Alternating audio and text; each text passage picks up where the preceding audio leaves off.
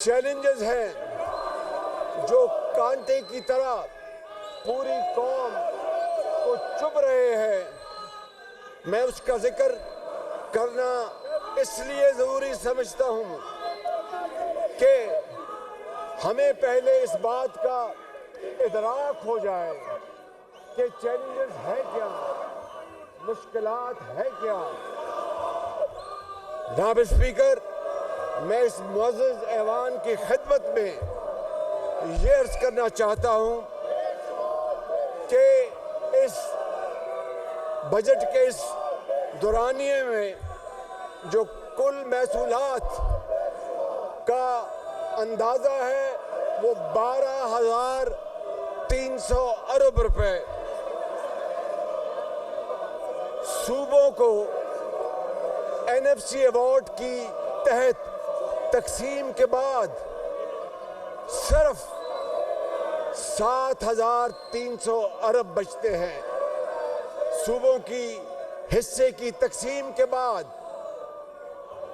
اور جناب اسپیکر جو 7,300 ارب بچتے ہیں اس میں صرف انٹرسٹ، سروس چارجز یا سود کی ادائیگی 8,000 ارب ہے۔ 8,000 ارب ہے، یعنی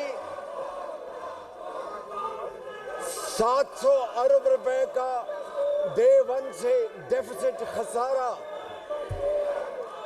اب آپ مجھے بتائیں جناب اسپیکر کہ 700 ارب روپے کا خسارہ ڈے ون سے ہو تو پھر ترقیاتی منصوبوں کا پیسہ کہاں سے آئے گا؟ تعلیم، علاج اور سماج کے لیے پیسہ کہاں سے آئے گا؟ افواج پاکستان کی تنخواہیں کہاں سے دیں گی؟ سرکاری افسران جو وفاق میں ہیں ان کی تنخواہیں کہاں سے دیں گے؟ جناب اسپیکر، یہ بات میں دکھی دل کے ساتھ کہہ رہا ہوں کہ یہ سب کچھ قرض در قرض لے کے دیا جا رہا ہے پچھلے کئی سال سے، اور یہ ہے وہ سب سے بڑا چیلنج جو آج پوری پاکستانی قوم، 25 کروڑ عوام کا سب سے بڑا آج یہ سنگین مسئلہ ہے۔ جناب اسپیکر، اگر میں یہ کہوں تو یہ بے جانا ہوگا کہ جس ایوان میں ہم آج بیٹھے ہیں، اس شور شرابے کے باوجود، حالانکہ آج شعور کا راج ہونا چاہیے تھا، باہر کیف یہ ان کی مرضی، میں کہنا یہ چاہتا ہوں کہ جس ایوان میں بیٹھے ہیں اس کی کارروائی کے خرچات بھی قرض سے ادا کیے جا رہے ہیں۔ آپ کی تنخواہ، اس پورے ایوان کی تنخواہ قرضوں سے ادا کی جا رہی ہے۔ تو کیا یہ صورتحال اس بات کی متقاضی ہے کہ شور شرابہ کیا جائے یا شعور کو فروغ دیا جائے؟ یہ فیصلہ جناب اسپیکر اس ایوان نے کرنا ہے اور تاریخ اس کا فیصلہ کرے گی۔ اس طرح جناب اسپیکر، ہماری صورتحال اب یہ ہو چکی ہے کہ آج تک ہم 80,000 ارب 80,000 بلین روپیز کہ ہم بیرونی، اندرونی اور پرائیویٹ قرضے لے چکے ہیں۔ کیا اس صورتحال میں ایک عظیم ایٹمی قوت والا پاکستان اپنے وجود کو اس قرضوں کے بوجھ کے بعد برقرار رکھ سکتا ہے؟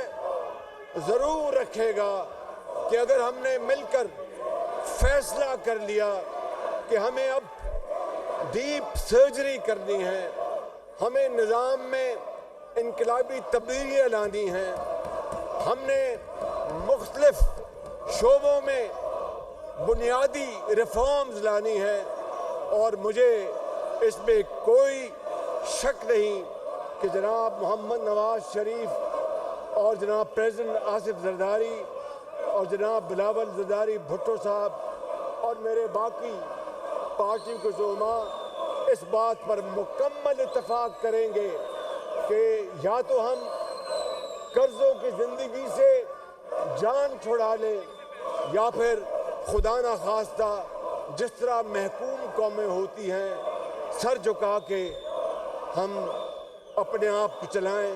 یہ ممکن نہیں ہے، ایسا نہیں ہو سکتا۔ انشاءاللہ ہم مل کر پاکستان کو عظیم بنائیں گے اور سر فخر سے بلند کر کے آگے چلیں گے۔ جناب اسپیکر، اسی طریقے سے میں یہ گزارش کرنا چاہتا ہوں کہ ایک اور کانٹوں بھرا چیلنج ہے، وہ بجلی کے ہوش ربا قیمتوں میں اضافہ ہے۔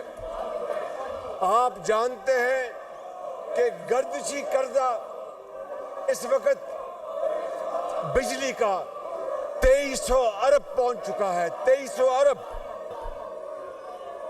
اور سادہ الفاظ میں 3800 ارب روپے کی بجلی ترسیل ہوتی ہے، یعنی مہیا کی جاتی ہے، مگر وصولی صرف 2800 ارب روپے۔ 1000 ارب روپے کا گیپ ہے، 1000 ارب روپے، جو کہ آج کے ریٹ کے مطابق تقریباً 3.5 ارب ڈالر بنتا ہے۔ کیا یہ غریب قوم اس انتہائی بے دردی سے گورننس کی متحمل ہو سکتی ہے؟ میرا جواب ہے کہ 100% ہم اس کو برداشت نہیں کر سکتے۔ اندازہ کریں کہ 1000 ارب روپے صوبہ سندھ، صوبہ بلوچستان، صوبہ کے پی، صوبہ پنجاب، گلگت بلتستان اور کشمیر میں آپ درجنوں دنیا کے شاندار ہسپتال بنا سکتے ہیں، آپ درجنوں دنیا کی بہترین یونیورسٹیاں بنا سکتے ہیں، غریب اور مجبور کو دوائی مفت مہیا کر سکتے ہیں، اور دیہاتوں میں سبز انقلاب لا سکتے ہیں، اور کروڑوں نوجوان بچے اور بچیوں کو آئی ٹی کی تعلیم سے بہرہور کر سکتے ہیں، اور کارخانے اور صنعتیں اس کا چاروں صوبوں میں جال بچھا سکتے ہیں۔ لیکن 1000 ارب ہر سال وہ ہمارے ڈیفیسٹ میں جا رہا ہے، اور اس سے قوم کی حالت آپ کے سامنے ہے۔ I would call it like a bottomless pit، کہ ایک بالٹی ہو، اس میں نیچے سوراخ ہو، اور اس سوراخ میں آپ جتنا پانی انڈیلیں وہ نکل جائے گا، بالٹی کبھی نہیں بھرے گی۔ جناب اسپیکر، اسی طریقے سے 1000 ارب روپے کی سبسڈی دینے کے باوجود تقریباً سال کا 500 سے 600 ارب روپے کی بجلی چوری ہوتی ہے۔ 500 سے 600 ارب روپے کی بجلی چوری ہوتی ہے۔ میں گھڑی کی چوری کی بات نہیں کر رہا، بجلی کی چوری کی بات کر رہا ہوں۔ اور جناب اسپیکر،